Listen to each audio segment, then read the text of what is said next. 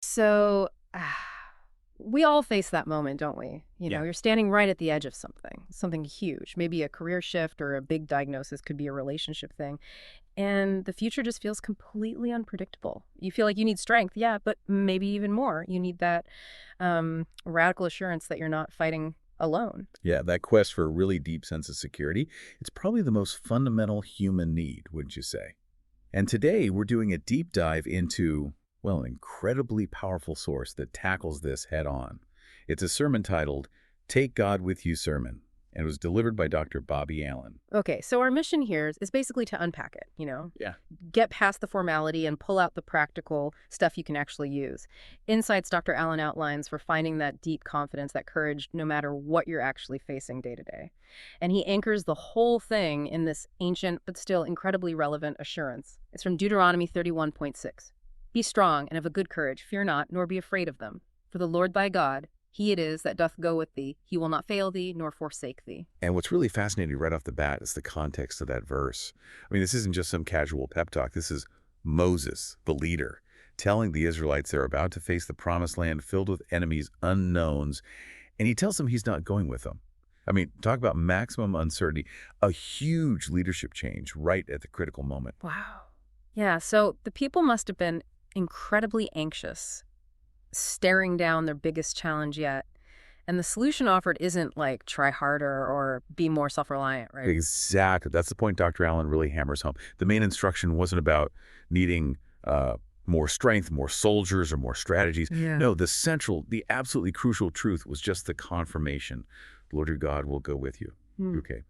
Dr. Allen's core insight here, and it's powerful, is that the difference between making it through and getting stuck isn't whether you have problems or not. It's about the presence of this reliable strength. That really resonates, even just thinking psychologically. If you know, like truly know you have backup, it frees up so much mental energy, doesn't it? So is Dr. Allen kind of suggesting that recognizing this presence is almost like a tool, a way to regulate your emotions when everything around you feels hostile? Precisely. He's basically defining the ultimate safety net, psychologically speaking. He makes that distinction super clear. The gap between, say, victory and defeat or peace and sheer panic, it's bridged by presence. When you know, really know, you're accompanied by something, someone unwavering, the external stuff. Well, it's still hard, obviously, but it loses its power to just stop you in your tracks. You see that play out so clearly later in Psalm 23. When David's talking about walking through the valley of the shadow of death, he doesn't say, I dug deep and found courage. He says, I will fear no evil, for thou art with me.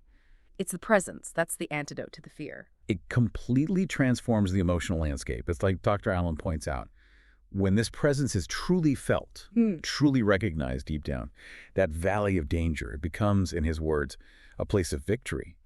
The desert isn't just barren, it's a place of deliverance. The battle becomes a testimony. It's a fundamental shift in perspective. The challenge isn't the end point, it's just a passage you're moving through. And that, for you listening, that's the ultimate comfort, isn't it? Realizing that even if you have no idea what tomorrow looks like, if you commit to this presence, you know who holds tomorrow. Okay, that leads right into the next really powerful point in Dr. Allen's sermon. And this one might be the toughest to actually do. Don't leave God behind. It's one thing to say, yeah, I believe presence exists. It's totally another thing to intentionally bring it with you into the messy parts of life. Right, and this is where Dr. Allen really throws down a challenge. He talks about that gap between Sunday devotion and Monday reality. He argues pretty strongly that people often invite faith into the church building, the quiet, structured places, but they forget or fail to invite him into the chaos of the daily grind. His phrasing is sharp. We pray on Sunday, but panic on Monday. Ooh. Yeah, that rings painfully true, doesn't it? The second the challenge shifts from some big existential thing to like a difficult email or a screaming toddler, we just snap back into that I've got this mode, which, let's be honest, usually means panicked independence. This sounds less like a failure of belief and more like, I don't know, a failure of habit or integrating it mindfully. Does Dr. Allen offer specific tactics for that, or is he really focused on changing the internal posture first? He's intensely focused on the posture. That shifts from radical independence to radical dependence. He seems to believe the practical steps, the tactics, they'll naturally follow once your heart's posture changes. He uses that incredible example of Moses in Exodus 33:15. Moses just pleads, almost desperately, if thy presence go not with me, carry us not up hence. Wow. That's That's a staggering level of commitment. Moses is basically saying, look, I don't want to take a single step, not even towards the goal we've been promised, unless I know you're guiding us. He got it. He understood the destination was meaningless without the source accompanying them. And that posture, Dr. Allen argues, that's the critical takeaway for you. He encourages applying that same declaration of dependence everywhere. Take it into that high-stakes meeting at work. Take it into the complexities of raising kids. Or when you're facing a scary diagnosis or a big disappointment or just a tough dilemma. When you consciously choose that posture, you intentionally carry, as he puts it, peace, power, and protection wherever you go. And carrying that presence constantly, that connects directly to the power you need to keep going when fear inevitably shows up. Because let's be real, even with the best intentions, fear tries to grab you. You hit those waves of uncertainty or things that just look like impossible mountains in your way. Exactly. And it's right there, at the point where our own strength just gives out, that Dr. Allen brings in the incredible assurance from Isaiah 41:10. And that passage, it's so powerful because it's not just passive comfort. It's packed with active, definite promises. The I will statements. Fear thou not, for I am with thee. Be not dismayed, for I am thy God. I will strengthen thee. Yea, I will help thee. Yea, I will uphold thee with the right hand of my righteousness. That sequence, those cascading promises, that's the ultimate backup. But the sermon makes a really crucial distinction here, doesn't it? That the strength comes from the capital I, from God.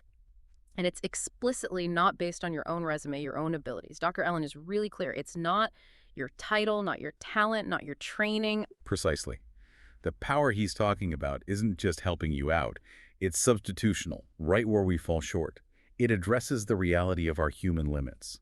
He highlights that divine strength kicks in exactly where yours runs out, which, raises the interesting question for you listening. Is Dr. Allen suggesting that committing to dependence is, kind of ironically, the only way to true competence? Yeah.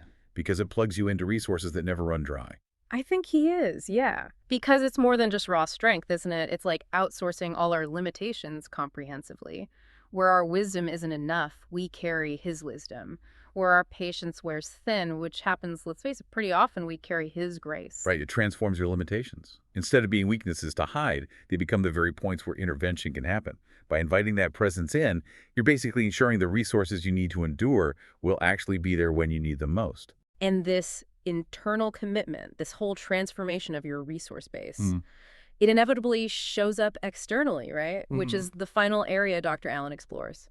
Taking God with you actually transforms your walk, how you move through the world.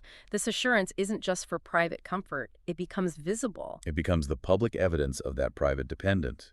Dr. Allen insists that when you walk with this kind of deep assurance, others will notice. They'll see a peace that doesn't make sense, joy that can't be explained, and courage that confuses your enemies. Yeah. It's like an external reflection of an internal coherence, even when everything outside is chaotic. Yeah, that piece that doesn't make sense. That's a powerful sign. And the scope, the reach of this transformation is total. Dr. Allen spends some time unpacking the command given to Joshua in Joshua 1.9. He focuses specifically on one really comprehensive word, whithersoever. Ah, yes, whithersoever. That word is key for integration. Dr. Allen stressed that this assurance applies everywhere. Like 360 degrees, the presence isn't just for Sundays or the holy places. It extends fully into the hard places, not just in blessings, but in battles. There's literally no corner of your life where this presence isn't meant to be relevant. Which circles right back to his final challenge, doesn't it? Yeah. The practice of taking God with you means you don't just put him on the shelf after the service or when you head out the door for work. No, the mandate is to carry him in your heart, in your decisions, and in your daily walk. It's about total, moment-by-moment integration. And that integration, that's really the ultimate takeaway from Dr. Bobby Allen's powerful sermon. His conclusion is this profound statement of capability. When you consciously, intentionally take God with you, then no journey is too long, no valley too deep, and no mountain too high. It all comes back to that simple, foundational promise of constant presence. I will never leave you nor forsake you. But the really provocative thought, the one Dr. Allen kind of leaves us chewing on, is this. When you actually choose to integrate this presence into your life, you'll often find he's already been there, preparing the way for your victory, which raises a fascinating question for you, the listener. Is your main challenge really about seeking assurance? Or is it more about recognizing the preparation that's already underway? That abiding guidance, that's the real source of competence and peace in everything you face.